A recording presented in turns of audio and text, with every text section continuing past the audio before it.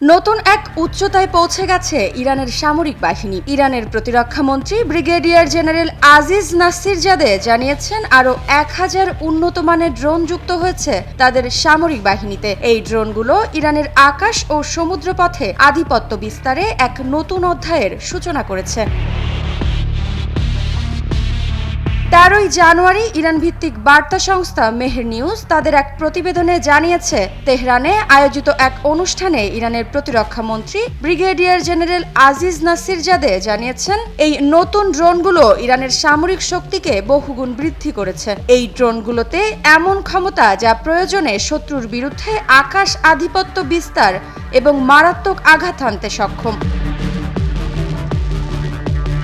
এই ড্রোনগুলো সমুদ্রপথ থেকে উড্ডয়ন এবং অবতরণের ক্ষমতা সম্পন্ন, যা ইরানের নৌ ও স্থল বাহিনীর অপারেশনগুলোকে আরও আধুনিক এবং কার্যকর করতে ভূমিকা রাখবে। এদিকে ইরানের প্রতিরক্ষা মন্ত্রী বলেন, এই প্রযুক্তিগত উন্নয়ন ইরানের প্রতিরক্ষা শিল্প ও সেনাবাহিনীর মধ্যে কার্যকর সমন্বয়ের ফলাফল। সেনাবাহিনী ড্রোন ব্যবহারের ক্ষেত্রে বিশাল দক্ষতা অর্জন করেছে এবং 4টি সামরিক বিভাগে বিভিন্ন উদ্ভাবনী কৌশল ও ড্রোন প্রযুক্তি ব্যবহার করছে। ইরানের সর্বোচ্চ নেতা আয়াতুল্লাহ সাইদে আল খামিনির উদ্ধৃত দিয়ে ব্রিগেডিয়ার জেনারেল নাসিরজাদে বলেন, দেশের মুসলিম জনগোষ্ঠীকে প্রয়োজনীয় প্রতিরক্ষা সরঞ্জাম সরবরাহ করা প্রতিরক্ষা শিল্পের দায়িত্ব। এই ড্রোনগুলো কৃত্রিম বুদ্ধিমত্তার মাধ্যমে আরও স্মার্ট এবং কার্যকর হয়ে উঠেছে। তিনি জানান, ইরানের সামরিক মহড়ায় ইরানের যে সক্ষমতা প্রদর্শন করা হয়েছে তা কেবল সেনাবাহিনীর প্রকৃত শক্তির একটি ক্ষুদ্র অংশ। ইরানের কাছে এমন অত্যাধুনিক সরঞ্জাম রয়েছে যা প্রয়োজনে শত্রুকে অবাক করে দিতে সক্ষম।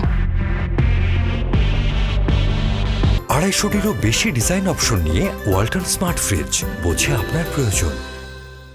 বিশ্লেষকরা বলছেন, এই বিশাল ড্রোন বহর ইরানের সামরিক বাহিনীর ইতিহাসে এক নতুন মাইলফলক। প্রতিরক্ষায় এই প্রযুক্তির প্রয়োগ শুধু আঞ্চলিক নয়, বৈশ্বিক পরিমণ্ডলেও ইরানের শক্তি ও সক্ষমতার এক নতুন বার্তা বহন করে।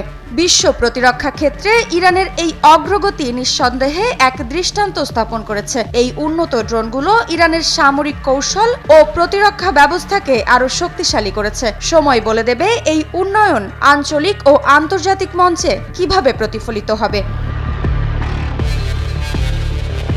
মৃত্তিকা বিশ্বাস, নিউজ 24।